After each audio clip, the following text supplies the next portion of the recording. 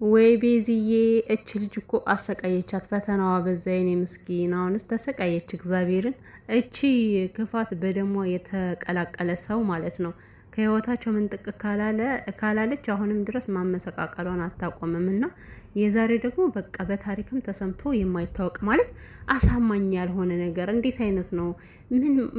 የምን ፊርማ ነው የምታወራው?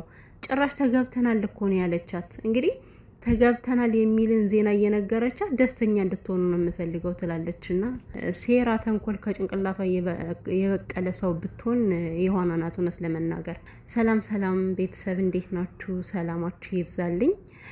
ቤተሰብ እንግዲህ ዛሬ ደግሞ በአይነቱ ለየት ያለ ነው ዜናው የሰማ ነው ማለት ነው። እና ያው ሰሞኑን ቪዲዮ አይቻለሁ እኔ ስላልሰራሁኝ ነው የኔ ወዶች። እና በትናንትናው ቪዲዮ እንግዲህ ያው እያበደች ነበረ። አወጣችሁ እኮ እኛ ያልነው ነገር ፍቅር አለባት አለን። በቃ ዳርዳሩን ሄደች ትናንት አወጣችሁ ማለት በቃ አንተ ካልሄድም አንተ ትሄዳለህ ብዬ ነው እዚህ ምን ተባብለን የመጣ ነው እያለችው ነበረ። እና ስለዚህ ቤዚንም አላፈረችም አልፈራቻትም። ልጁ ፍቅረኛ አለው ብላ ምንም በቃ የምትፈራው ነገር የለም። እና እኔ በትናንትናው ቪዲዮ ያየኋት በጣም ነው የተገረምኩት።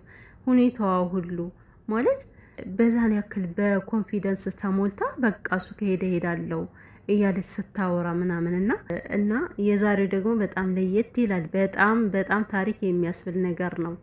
በመጀመሪያ ደረጃ እባብ እኮ ወደ እናንተ ውስጥ ሲገባ አይታወቅም። የምሬን ነው ማለት ምንም ለስለስ ማለት እየተለሳለሰ ነው የሚገባው። ምንም የምታውቁት ነገር የለም። ግን ሲወጣ ነው ነድፋችሁ ሲሄድ ነው የምታውቁት። እና እች ልጅ ማለት ከእባብ ምንም አትለይም። ምክንያቱም ታያዋታላችሁ እንግዲህ የሆነ ባህሪዋ መልካም ነው የምትመስለው እኮ አነጋገሯ ቀስ ብላ የሴት ልጅ ባህሪ ያላት አይነት ሰው ትመስላለች። ማለት በቃ ሴት ልጅ እንደዚህ ስትረጋጋ በእርግጥ ደስ ይላል። ረጋ ያለች ሴት ትፈለጋለች። እና እርጋታዋን ስታየው ምናምን መልአክ ትመስላችኋለች። ግን ደግሞ እቺ ውስጧ ሾተ ላይ ነው። የምሬን ነው። መልአክ አይደለችም። ሰበብ ብላ የምትናገራቸው ነገሮች እንዴት እንደሚያስጠላ እንግዲህ እንደ ደህና ሰው ደህና ነገር ለመንገር ነው ለቤዚ የቀጠረቻት። ማለት ከሁለታቸው ህይወት እንድትወጣ ጠይቀዋት ነበር በትናንትናው ዕለት። ዛሬ እንግዲህ ወጥቻለሁ በቃ ልሄድ ነው ላልመለስ፣ ነገር ግን ማሳይሽ ነገር አለ። ግን አንቺና እሱ ወደ ድሯችሁ እንድትመለሱ ፈልጋለሁ፣ ሰላም እንድትሆኑ ፈልጋለሁ። ሰላምሽን ይንሳሻቡ። እንደዚህ አይነት የተጨመላለቀ ነገር እየነገርሻት እንዴት ነው ሰላምሽን እፈልጋለሁ፣ ሰላማችሁን እፈልጋለሁ የምትይው? ስለዚህ እች ልጅ የያዘችው ምንድን ነው? ፍላጎቷ ማርክ ነው። ማርክ ደግሞ አታገኘውም ለሷ ስለማይሆን በቃ ለኔ ካልሆነ ላንቺ መሆን የለበትም ብላ ታሪክ ፈጣጥራ ሁለቱን ማለያየት ነው የያዘችው። እኔ ይህን በታምር እውነት ነው ብዬ መቀበል ይከብደኛል፣ እውነት ለመናገር ማለት ነው። ምክንያቱም በቃ ልትቀበሉት የማትችሉት ነገር ነው እኮ። ማርክ ከዛ ሀገር ሄዶ ማለት እዚህ ጋር ያለችው ቤዚ አሻንጉሊት ነች እንዴ? ከሌላ ሰው ጋር ፈርመው ለመጋባት የሚመጣው እንዴት? ሲጀምር እዛ ጋር ድረስ የሄደው ፊርማ ለመፈረም ነው ለመጋባት ነው? እዛ ፈርመን የመጣ ነው ተጋብተን ለመሄድ ነው። አረ ያጋባሽ እንዴ!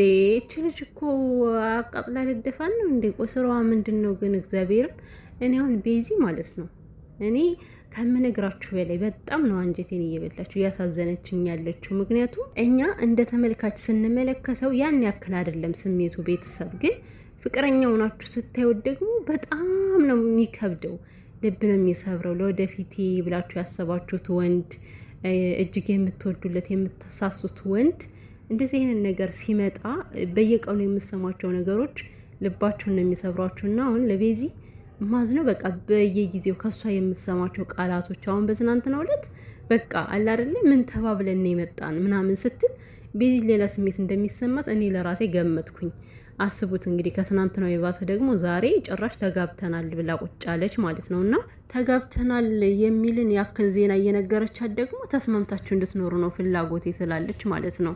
እንደው መልካም ነገር ለማርክ የምታስቢ ከሆነ የዋሰው ከሆንሽ እኮ ማለት ነው የሆነ ነገር ቢኖር እንኳን እንደው ለሱ ብለሽ ትሄጅ ነበረ። እውነቱን ለመናገር ግን ይሄ ከእውነት የራቀ ስለሆነ ነው። አሁን እንደዚህ ሴራቱን ሰርተሽ አንቺ ሀገርሽ ትገቢያለሽ፣ እነሱን አደበላልቀሽ አለያይተሽ አንቺ ከዛ ምን ይመጣብሻል? ግን እነሱ እንደዚህ ያለያይተሽ ሰላም ታገኛለሽ። በጣም ነው የሚያሳዝነው። እግዚአብሔርን ሴት ነሽ አንቺም እንዳትጎጅ ምናምን ነገር ምንድን ነው? ቆይ አንቺ ሴት አይደለሽም እንዴ? ቆሞ ቀረነሽ ወይ ማለት ወንድ ነሽ ወይ? እኔ እኮ እዛ ሀገር ድረስ ፍቅረኛ ያለው እንዳለው እያወቅሽ ታዲያ ለምን አገባሽ? እሺ እንደዛ ከሆነ ለምን አግብተሽው መጣሽ? ከዚህ ደግሞ ሴት ነሽ ምናምን ብላ ልክ እንደ ሴት አዛኝ ትመስላለች እንዴ? አዛኝ ገዳይ፣ አዛኝ መሳይ ገዳይ ማለት አንቺ ነሽ። የምሬን ነው።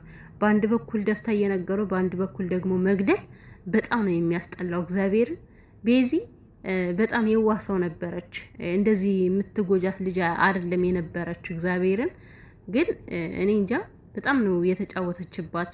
በቃ በሞራሏ ላይ የተረማመደችው ታውቃለች። እስካሁን ድረስ ባሳለፈችው ጊዜያቶች ሁሉ ራሱ በጣም ነው የጎዳቻት፣ በንግግርም በምንም እና አሁን ደግሞ ሌላ ነገር ከልቧ ውስጥ እንዲያድር ሌላ ነገር እንድታስብ ተስፋ እንድትቆርጥ የሚያደርግ ነገር። ግን ቤዝዬ አይዞሽ፣ መረጋጋት አለብሽ። እቺ ልጅ እናንተን ለመለየት በጣም ብዙ ነገር ነው የፈጠረችው። ከዚህ በፊትም አይተሻል። ማለት ፍቅረኛ እያለው ልጁን ሆቴል ለሆቴል እየጋበዘች ራት እየጋበዘች ከቤቱ ራሱ ያንን ሁሉ አዘጋጅታ ያ ሁሉ ድብን ያለ ሴራ ነው አንቺና እሱን ለመለያየት። እና ብትረጋጊ መልካም ነው የሚለው ቤዚ። አይዞሽ፣ ተረጋጊ፣ ፈጣሪ ከአንቺ ጋር ይሁን። የምር ማለት እኔ እንጃ ስሜቱ ምንድነው ብላችሁ ልትረዱት አትችሉም። አሁን ከሷ ላይ እየደረሰ ያለው ነገር ማለት ነው። ምክንያቱም ማርክ ማለት ለሷ የሆነ ተራ ሰው ምናምን አይደለም። ገብቷችኋል አይደለም? ፍቅረኛዋ ነው የምታፈቅረው። ፍቅረኛዋ እስከሆነ ድረስ እንደዚህ የሆነ ውጥንቅጥ ውስጥ ሲገባ ምናምን ብቻ ተስፋ ያስቆርጧታል ነገሮቹ። ግን ደግሞ ተስፋ መቁረጥ የለብሽም። ተረጋግተሽ ነው ውሳኔዎችን መወሰን ያለብሽና ዛሬ ከመጀመሪያው ስታወራው የነበረ ነገር ደስ ሲል ሳቅ ብላ ይሄን ፈገግታዋን በአንድ ያጨለመችው ያጨልምሽ። እንደው ምን ትመስላለች እቺ? በምን ቀን ነው መታ የገባችባቸው? ለማንኛውም እስኪ እንግዲህ ይህን ዜና ማርኬ ሰምቶ ቪዲዮንም አልሸረተም ምናምን እና በኮሚቴ እኔ አላየውም፣ አልሸረተም። ነገ ምን አይነት ምላሽ ይሰጣል የሚለውን እኔ እየጠበቅኩኝ ነው በጉጉት። የምር ማለት እኔ እማወራ ሁላ ጠፋብኝ። ቤተሰብ እናቴ ትሙት ነው የምላችሁ። ምን በቃ እንደዛ ስትላት ድንግጥ አይነት ስሜትም ተሰማኝና ግን ደግሞ የልጅቷን ተንኮልና ክፋት ሳስበው ምን ያክል እርምጃ እንደምትራመድ ገባኝ። እና ይሄ ነገር ለተንኮል ነው ብዬ እኔ ውስጤን አሳምኛለሁ። እናንተም እንደዚህ አሳምኑ። ምክንያቱም ይሄ በፍጹም እውነት ሊሆን